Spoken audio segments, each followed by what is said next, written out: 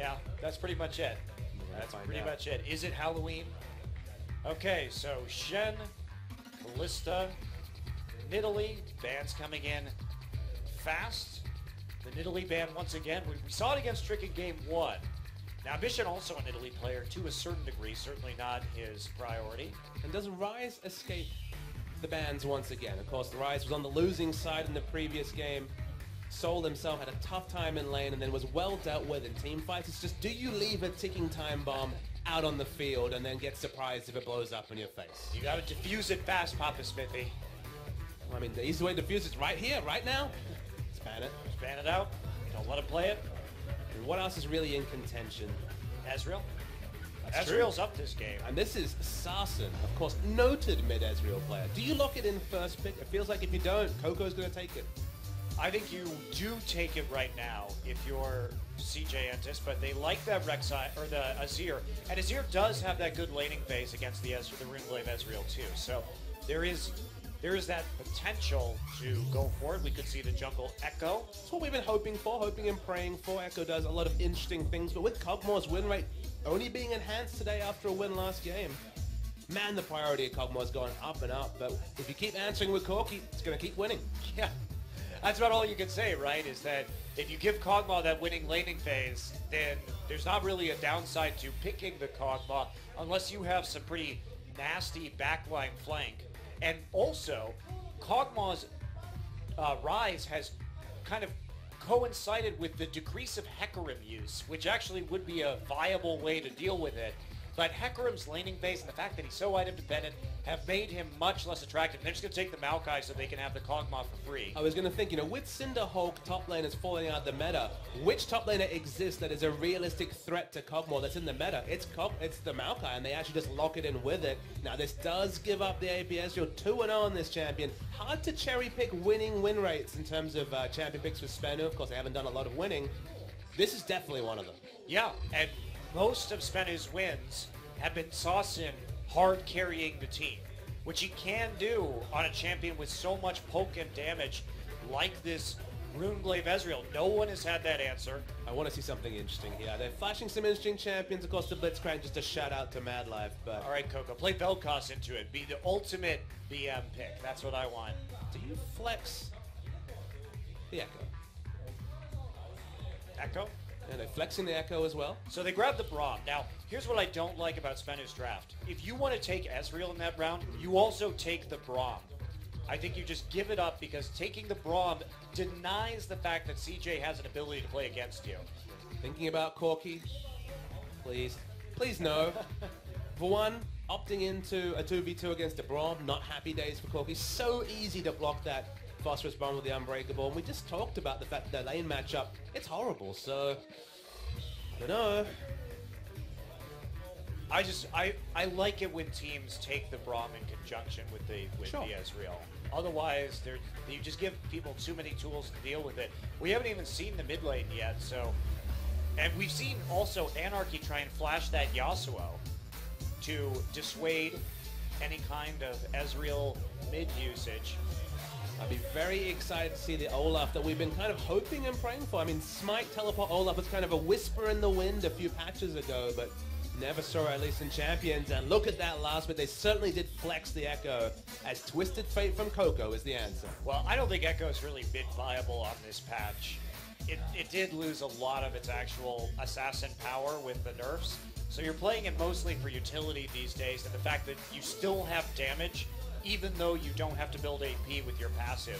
So the frontline threat is, I mean, they have so much tankiness in the front here and so much zone control, CJ does, and they have the ability to make plays onto 2 lanes with crowd control with TF. That is pretty brutal. Ambition is going to be sitting in the back and being envious of the lanes that Trick has to gank. Because what do you want if you're an Echo and you're ganking lanes? You want CC targeted in the lanes. Twisted Fate, Maokai both having targeted CC. Oh, you just throw out the parallel convergence. It's so easy. It's point and click almost, and then the kills start coming. I really like this team composition. It's CJ. excellent. I was going to say, really, really good. This is, for a red side draft, beautiful. Yeah, just saving the TF until the end, too. They have a way to block a lot of APS's damage with that Unbreakable from Mad Life. There's the poke. It's very easy to itemize MR here for CJ with these mega tanks in the front line, and they have so many just ganking options, so many engage options, so many kiting options with how many zones they can control at one time. This is CJ. This is a totally meta comp with the rise of TF, and we are going to get in the game. We'll see how CJ can play it out.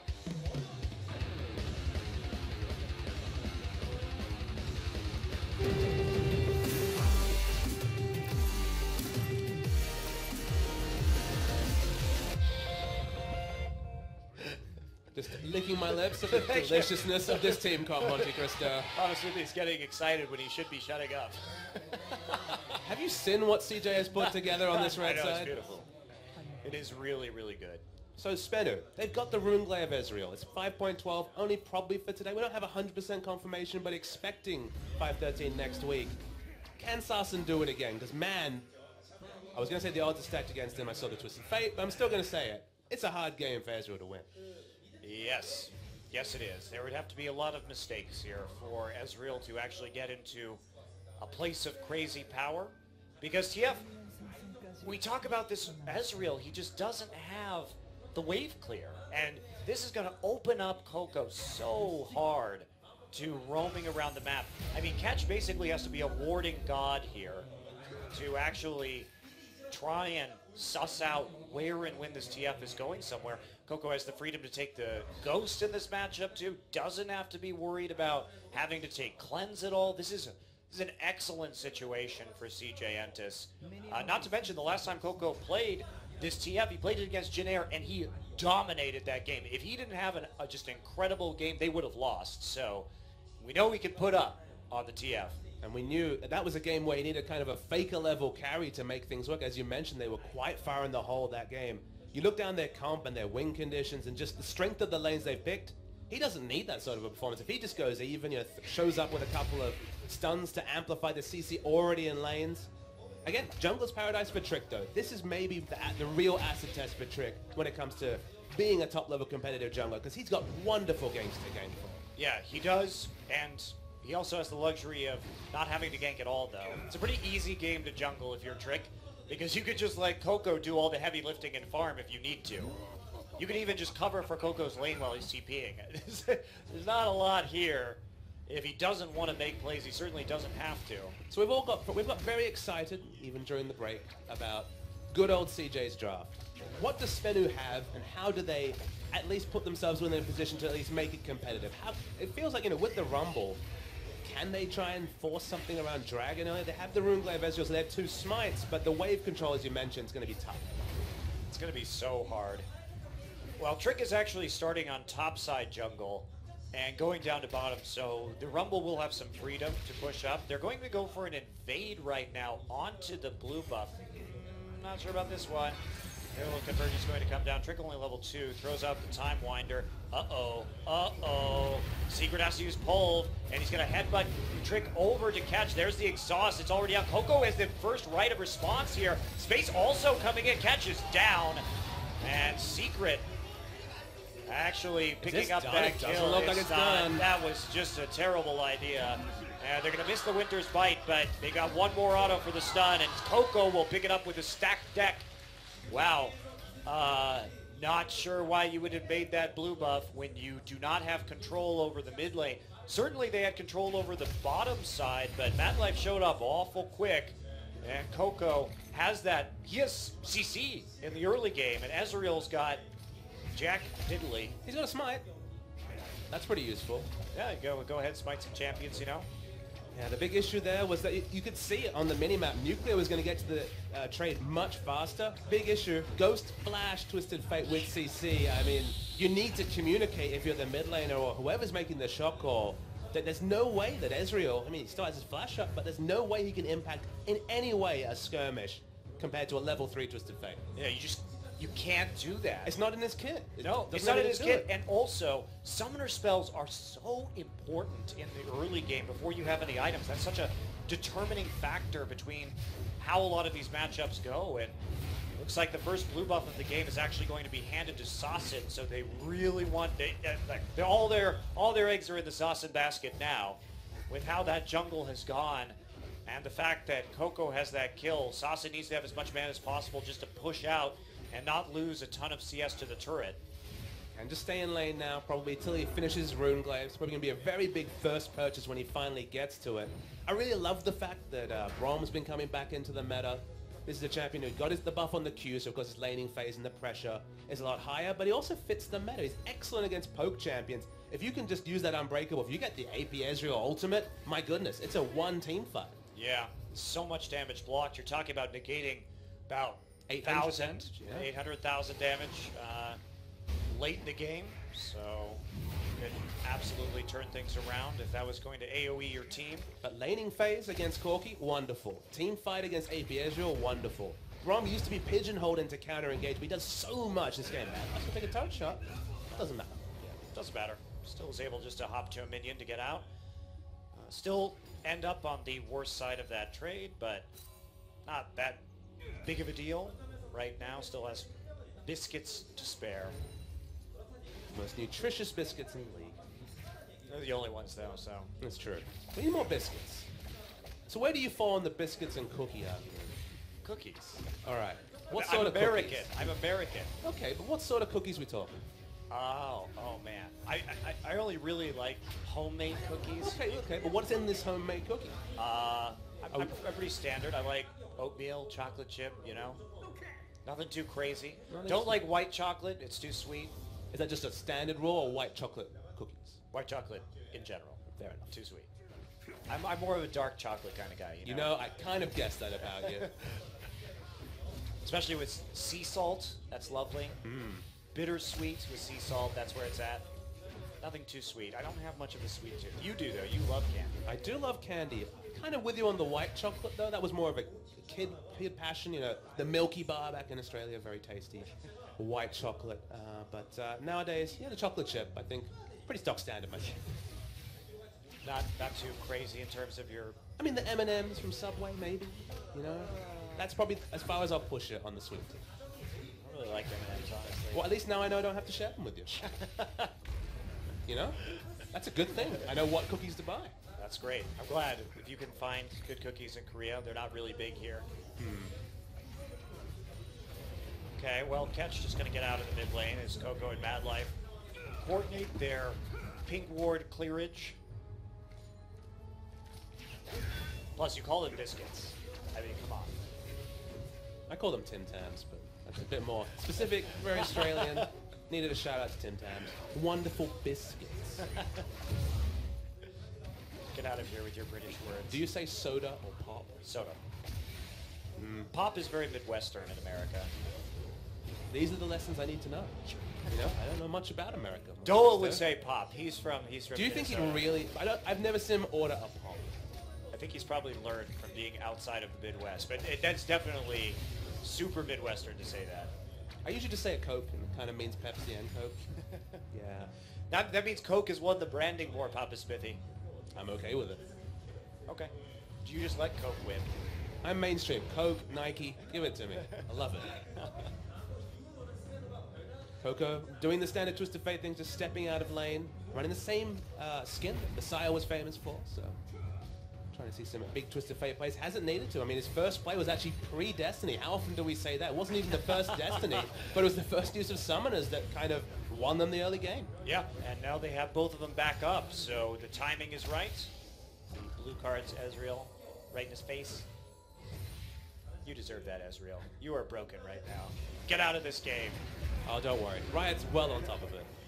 I will say what's nice about the Runeglaive Ezreal is at least there are ways to deal with him, right? Sure. It's not like you can just pick him and he's powerful at all phases of the game. There is counterplay available, but it has definitely shaped the meta of this patch as to how you draft, because you have to have that in the back of your mind if you're not going to just outright ban him. With a number of other power picks, it becomes difficult to do that. And for all our hype of kind of free win or massively overpowered, which probably was a bit justified against Rise a couple of patches ago, people worked around the Ezreal surprisingly well. Maybe that's just the amazing minds of champions, but people have come up with multiple different strategies to shut down this mid lane Ezreal. Yeah, still bad though. I mean, it's not. I mean, the worst that I've seen in competitive play was Zac. That was terrible. As we see, Catch not gonna get the stun onto him from the concussive blows, but a little bit of damage, but that will wrap up the blue buff. No way they can contest this now. Trick and Mad Life with the engage. And, you know, Trick really looking a lot more on point when he's got somebody else to shot call in this game, one would assume. I mean, once again, Jungler's Paradise. You cannot use Overstate. Maokai and Twisted Fate to gang for both targeted CC. One of them even ranged for an Echo. We haven't seen that lane pressure, but 1-0-1 from the earlier scraps. If you're not feeling hyped up on power, when you've got Mad Life roaming with CC, when you've got the Destiny to ensure that your mid lane goes There we go. There's the parallel conservative. It's just endless stuns. Soul doesn't have a chance in hell. And they did Shy that grabs really the badly. kill. Yes, they did. They did. Didn't even matter. Now, SBENU have a lot more numbers on the bottom side of the map. Mad Life shows up there, though. Can they answer with a dragon to at least make CJ pay for a super sloppy turret? I don't know. Mad Life and Space actually are forcing them off the objective. Shy still has CP. They can't do this, actually. Because even if Soul has CP, his ultimate is down. Yeah, that was actually very sloppy, as you were saying. They stacked the CC, number one, a little bit. You couldn't really tell because all of those stuns are so long. And then they didn't commit to the kill. They took a couple extra turret shots. They didn't have to. I mean, Trick, honestly, should have gone harder and then just ulted to drop aggro and get the heal. For some reason, he just walked out of turret range trying to hold on to that selfish cooldown.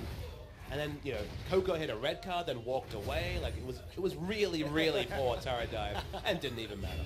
No, certainly did not. They have two people that can drop aggro between Maokai and the Echo, and they still managed to butcher it, Monster. Oh, boy. Well, SBENU are praying for late game. It got them 2 wins with Runglaive Ezreal before. It's certainly not out the window, but you feel like if you see 2 dragons stacked up for CJ, maybe this game already going to be a little bit out of reach for SBENU. Yeah, this is... I mean, at what point do you really start to fight this?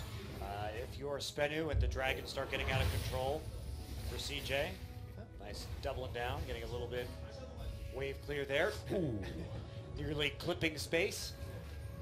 The worst feeling when you're walking back to lane is taking 300 damage and be like, do I go back? I mean, late game, that's why Ezreal is so strong, is that you just throw out those ultimates haphazardly and cause recalls, and Soul can't even get anywhere near his turret, and that's the reality when you're facing Maokai Echo. Easy turret take. First one of the game down in favor of CJ Entis. Coco backing off as he sees Secret pop out of a brush on the bottom side of his lane. Now, just more movement through the enemy jungle. They're starting to ward up that top side. Still no movement on the dragon, so it looks like we're going to have a pretty late first dragon.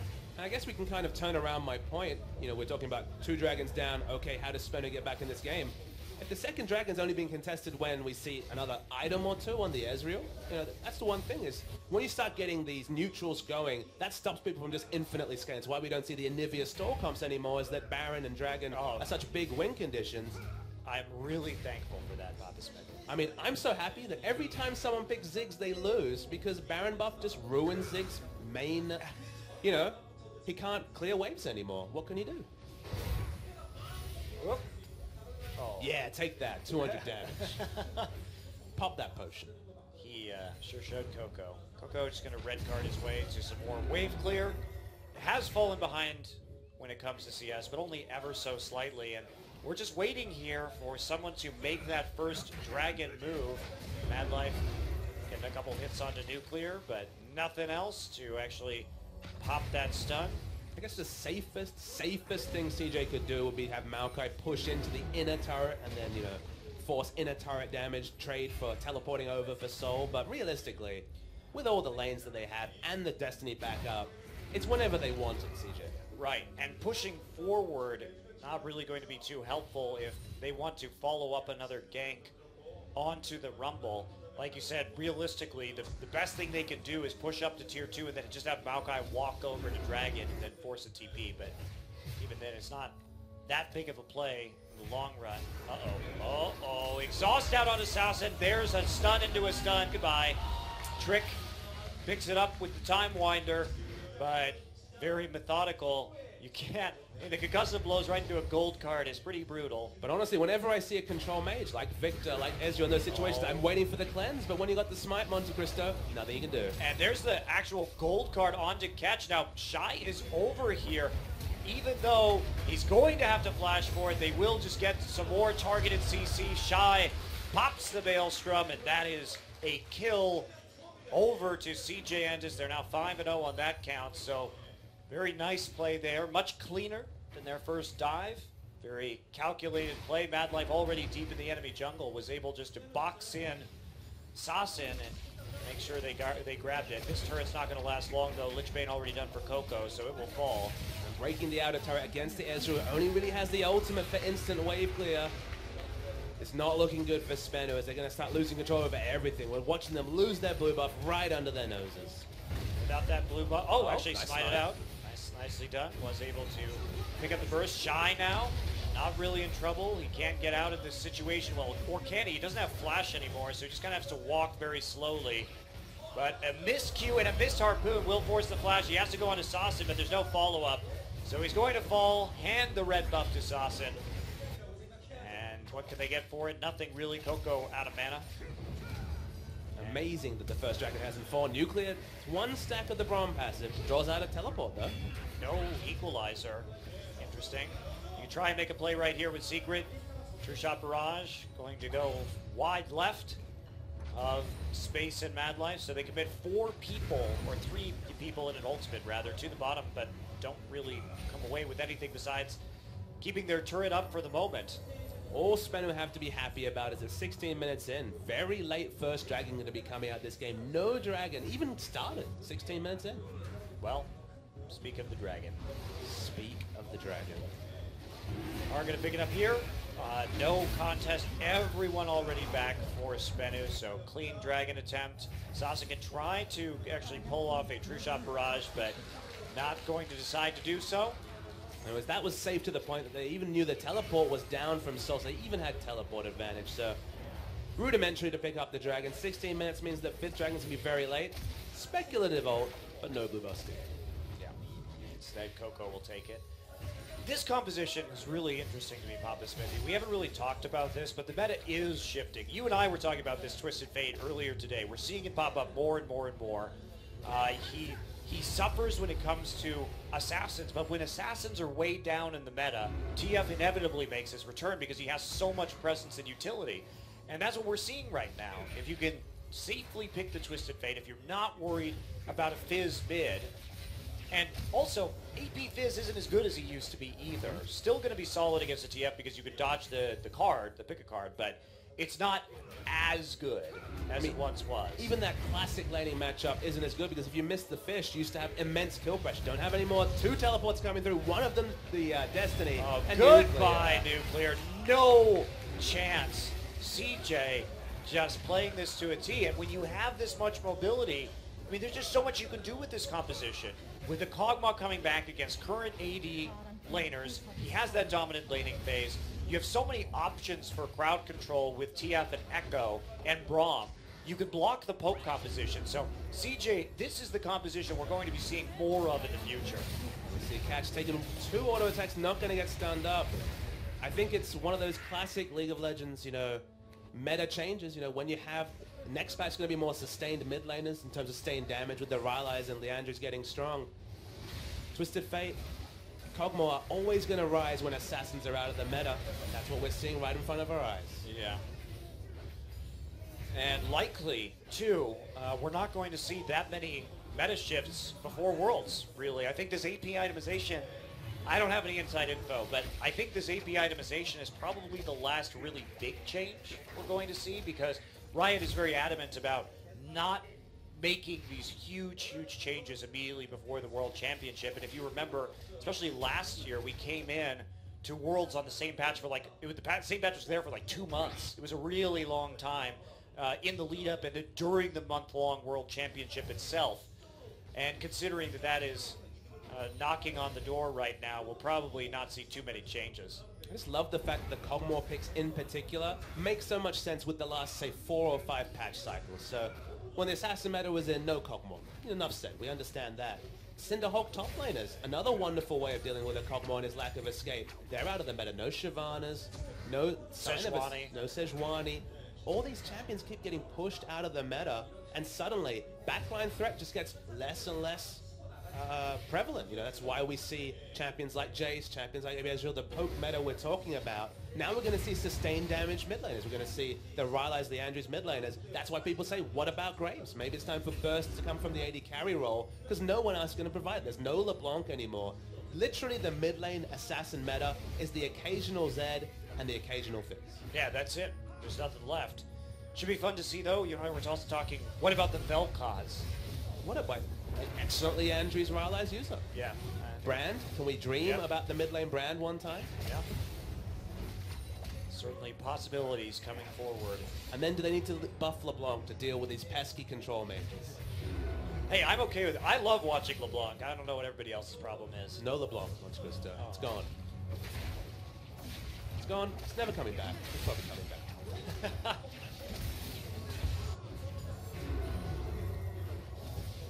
So SBENU just clearing their way. Destiny's popped. Oh, here's the gate. Will it actually catch anybody? Soul is the target. Soul gets knocked around by the Arcane Smash, and that's it. Dies very quickly to the burst, but there's the oh man, the True Shot Barrage blocked by the Unbreakable, and now Trick just on the run. They do get Mad Life, but I mean, they still have to deal with the Kog'Maw on the bottom side, and they haven't really gotten any more control out of this laning phase. So much CC. Those 4 members have just basically a permanent CC bar worth of CC. I mean, when this is an Ezreal, we've mentioned the fact that as a control mage having to take Smite, you basically need a QSS, but you don't even have the damage to potentially work one into your build. So even the great AP Ezreal. Ah, the answering teleport play though. Soul looking for space there. He's gonna get cooked. You are a cooked Void Worm. Barbecue. What do you think it goes with a side of? Cooked Kog'Maw? With a side of what? Kog'Maw, which is sweet potatoes in Korean. Oh. Kog'Maw and Kog'Maw, see? Works. Interesting. I didn't know that. Today I learned. The only sweet potato I see here is on my pizza. A lot of sweet potato pizza. There's a lot of sweet potatoes in general. You can get them as street food, actually. They roast them for you. They're delicious. It is also good on pizza. That is one of the Korean standard... No corn? No corn. Kog'Maw is okay. Okay. I'll remember to ask that next time. Has Trick used his ultimate this game? He did it in the last dive. All right. To get out. When he went onto the Rumble, he used it. It's not quite a Zed situation, because of course, just mostly using it for dropping aggro, whether it's CC or turret aggro respectively, but not had much cause for it. And unfortunately for SBENU, this game has basically panned out as expected from the pick of that. Yeah, there's not much more to say. CJ just playing this pretty methodically. Maybe a bit of a reckless dive onto the Rumble where they lost their pressure edge, but... How reckless is it when you have so much targeted CC, though? Like how Coco just gates right next to the rest of his team. No need to get in that back line just yet. He'll be happy kiting with that massive front line that he has. There's a great on Pulverize, though. And there's the Equalizer coming in after it. Mad Light gets the Glacial Fissure down, but Soul starts to stack up. That passive from Braum sauce him, gets some damage down, but they eventually take out the Alistar, and they're still pursuing. Heal used to catch Soul with a gold card, and now the Rumble will fall to the Focus Fire from the TF and the Kog'Maw. In a different game, that would have been a game-winning headbutt Pulverize, triple or quadra headbutt Pulverize from Secret. Excellently layered Equalizer, but with the gold disadvantage already that they find themselves in, just didn't do enough damage to CJ Enters. Right. And it's also extra surprising that it didn't do damage because we don't even see it Aegis yet. You'd think that would be the key item that they would need to cut down on SBENU's damage, but... Abyssal Scepter, Merc Tread, Spirit Visage, yeah, and apart from space, they actually have got a lot of selfish magics with their extra gold, but this is unbelievable engage. That's just like Wolf a couple of days ago. It layered it, but what did you notice? Mad Life blocked out the AP Ezreal ultimate. Once again. And, I mean, the parallel convergence there, too, to keep Secret. They turn on him for the kill once the Unbreakable Will goes down. And then look at the Summoner heal, just for the catch-up right there with the flash. Very nicely played. And just CC for days is the CJ Entus mantra this particular game. And against an Ezreal, we mentioned cannot itemize in a QSS or take summon a cleanse. Assassin just can't put out the damage that his team needs, or they was able to the last 2 times out. Okay, so after that, Baron is next up on the checklist for victory for CJ Entus. Divine Secret, the Ward, and Winter's Bite. So where's Sassen on the AP Ezreal spiraling out of control item build? He's got the core. What does he need? I mean, at this point, now the Aegis is finished, does he really have the necessary magic penetration to really make this work? He's decided to go, of course, for the cooldown boots this game because he needs that CDR, so he just is not running with any pen besides his runes and masteries. And the most worrying thing for him is that, you know, Mad Life's on form, blocks that ultimate. Yeah. That's basically what? 60% of his damage potential gone. Maybe 50%. Off of a full combo. Sure. But it's still, like, his ult is the reason why he's so powerful. Yes. People saying, nerf AP Ezreal. No, the ult's always been good. It's just that laning phase wasn't possible. Laning phase has gotten better, but this particular comp deals with it oh so well. They have to be worried about Coco's eventual ability just to get on top of Ezreal in the backline too. That's just another form of shutdown that they have. They don't even have to necessarily get the Maokai. You just pour it in with the TF. Looks like he's not going to be going for his Zonias anytime soon, so that won't be viable. But And that's probably the most fun thing about casting a TF game is you can look at the item build and go, okay, this is what he wants to do with these items. If there's no Zonias, you're not porting on top of the enemy AD carry or the immobile or the squishy AP Ezreal. You're more playing the poke game, you're more playing the positioning-based game. So, yeah, I mean, with the Lich Bane early, haven't seen a lot of split pushing, but now it's really starting to hit top gear. it is. So Coco still moving through the minion waves on his split pushing mission. Sassen assigned to the lane just to stop him. At least he has good wave clear now with that rune glaive. He can't match it. SBENU just kind of caught with maybe, you know, access to the Raptors at most. They don't really have much jungle control whatsoever, especially in the top side. And when you lose top side dragon control, Baron's a pretty trivial objective. Coco stealing the Krugs, just salting the wound, as it were, as CJ will turn actually. Gate used. And there we see the True Shot Barrage. Mad Life flashes, forces a flash of his own. Mad Life moving backwards right now. Coco did gate up into the top side of the mid lane, but CJ can't actually finish the Baron off of that. Surprising to me that was enough pressure to actually cause them to get off the Baron. I mean, they had the extra vision, they had the permanent vision for the 8 to 10 seconds of the gate, but still chose to back away, obviously respecting the potential damage coming through from the likes of the Equalizer. Trick was very low, too. He had been tanking that Baron without Shy because Shy was still in the lane, in top lane, so they were trying to sneak it out. If they had Shy there, I think they probably would have gone back Shy earlier, that is. And now the death cap for Coco. He is a frontline killer this game. He just wants to kill the Rumble every time. And the Alistair. Death cap for Coco. Death cap for Coco. If Don was here, he'd talk about one of his many emo rock bands. That is a fantastic one. I'd probably listen to their, their cover. I would not. No? No. Sad days. Emu. Maybe he'll play the Death Cap Emu someday. We get another show match. To have busted Tear out. into Death Cap Emu. Oh, fancy pathing there with the Rek'Sai tunnels. Gets him mostly out of the poke, even though he took the initial barrage. And CJ just really wants this Baron. They know how to finish this game. You get the Baron buff, you have the Kog'Maw, you have that huge amount of siege with the Lich Bane TF, and you take it home. I mean, if you want to be super safe, third dragon spawning very soon. That's going to be largely uncontested from SBENU, so the extra movement speed might help if they kite away. Oh, but Nuclear is just getting destroyed. everyone who walks up into auto attack range is getting destroyed. I'm actually surprised they're splitting with the TF at the bottom side when Gate is more useful out of the top side. That's fair. And Maokai is more useful at the bottom with TP. That's a bit strange to me. I guess the idea to me is you're going to draw someone that can effectively split push against Twisted Fate, and there's less collapse pressure onto the Baron, perhaps. But yeah, it's kind of pulling things from the Ethers, the third dragon, easily taken by CJ. The problem is that when you pull the Rumble down there, she has actually the global, so it could in fact be a 5v4 for SBENU for a brief period of time in top lane. That's why I don't like it. That's fair. The defensive wards are good for SBENU. They just can't quite push them towards the Baron. I think one of the problems, honestly, for CJ is coming in. There's the gate. Coco threw a gold card at somebody, but it will stun catch on the opposite side of the wall. But one thing I'm disappointed at, with only one sweeper, they just can't clear vision. They just haven't felt comfortable enough. The only way to do that is go back, spend 250 gold on your 2 sweeper members already, and start sweeping it out, because there's a lot of defensive vision creeping towards the Baron. I mean, they should just bait the Baron and turn and fight right now. They have such a severe gold lead that it doesn't really matter. Take a little bit. Secret actually going in. There's the TP. Mad Life on the outside.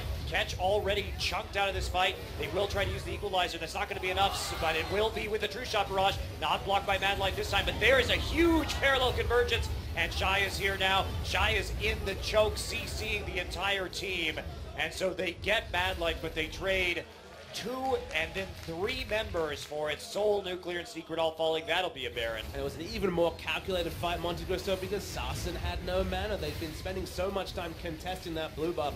No blue buff, couldn't refill the mana. Of course, Coco low, but has the blue card potential. And the Baron comes down to perhaps seal the win for CJN. Yeah, they finally got it. Mad Life won't have it, but that is pretty inconsequential. Baron buff not going to do much for a support anyway. You see that they tried to get the speed up from the Summer Heal, but it didn't quite work. But look at that parallel convergence. Look how well CJ just cuts off the exit route with the Maokai right after the Echo W. Makes it very easy to clean up the fight. And speaking of easy, Space took what? A Rage Pulverize from the basically dead Secret right at the end of the fight, and no other source of damage from anyone. Space has been very well protected. It's the reality of the Cogmores. You know, you don't see the Shyvanas, you don't see the Mundos, you don't see the champions that can kind of run and force Cogmore to make bad positioning moves. Maybe a bit of a surprise we don't even see the Jinx, because it feels like hyper carries, they're back in the meta. Oh, nice block from Mad Life, but he anyway. gets it anyway. Sasin. So saucy. That was probably the most equal contest we'll see for the rest of this game. That was cool. That was cool. So even the AP Ezreal doesn't have the wave against his Baron buff minions. Lichbane Twisted Fate pushing in with the Baron buff minions. Full court press from CJ as we see Cogmore pushing the top lane.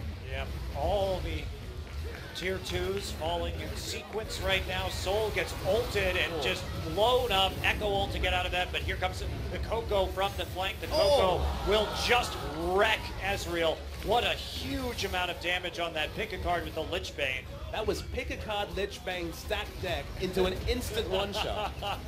Wow. Impressive. It's like, how do you like one-shotting people now, Sasin? Feels bad, man. There we go, Coco. Keep on moving through, zoning out with his utility and his crowd control. Coco's going to get on, but not much hope. His Space is there to blow up catch, and CJ Antis will take the last 2 games quite convincingly to complete this series 2-1 after falling down to